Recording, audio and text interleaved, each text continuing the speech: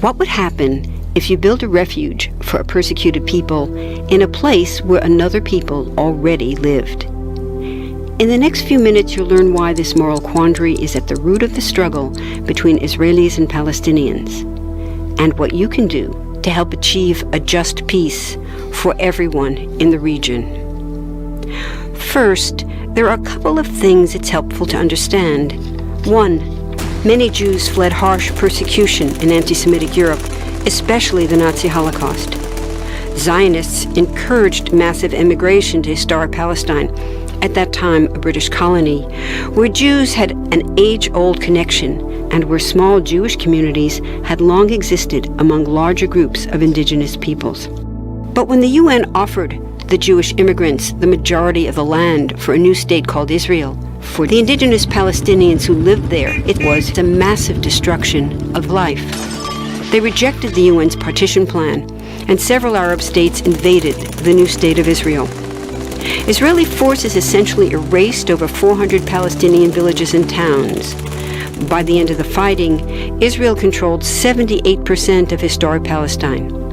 And when 750,000 Palestinians who fled or were expelled during fighting tried to return to their homes where the new state now stood, they were permanently barred by the Israeli government. While over 100,000 of their relatives and neighbors who hadn't left became second-class citizens of the new state, along with the new Jewish majority. Today, Palestinian refugees and their descendants number in the millions. Most are in the Gaza Strip, the West Bank, and Jordan.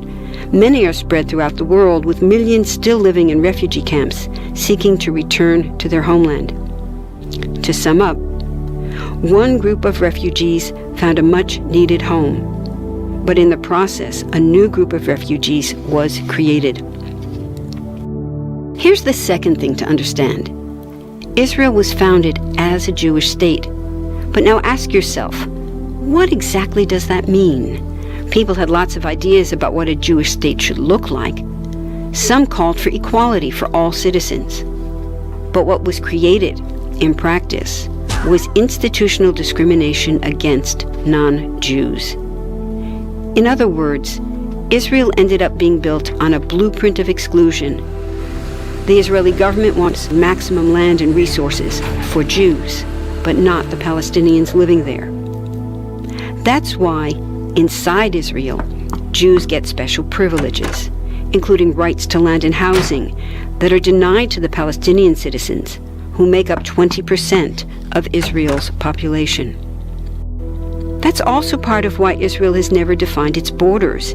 In fact, they still hold on to land, the West Bank and Gaza, that they conquered in the war in 1967. Since then, Israel has built Jewish settlements throughout the occupied West Bank, building Jewish-only cities and supplying them with infrastructure like roads and army camps, schools, and even a college. Military occupations are meant to be temporary, but after 40-plus years, this one looks permanent and entirely unjust. In the West Bank, Israeli Jewish settlers and Palestinians live on the same land, but must live under two completely separate and unequal systems of Israeli law. The Jewish settlers dominate the natural resources, including water and agricultural land, and they're backed by the Israeli army.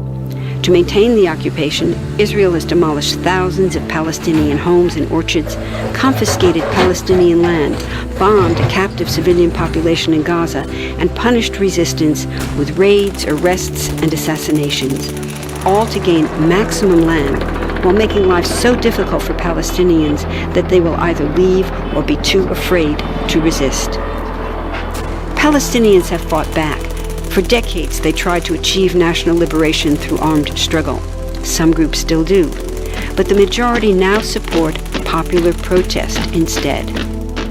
The deeply harmful pattern of control, repression, and violence profoundly harms Palestinians living under occupation and Israelis living as occupiers. This must be broken to reach a peaceful and secure future for both peoples.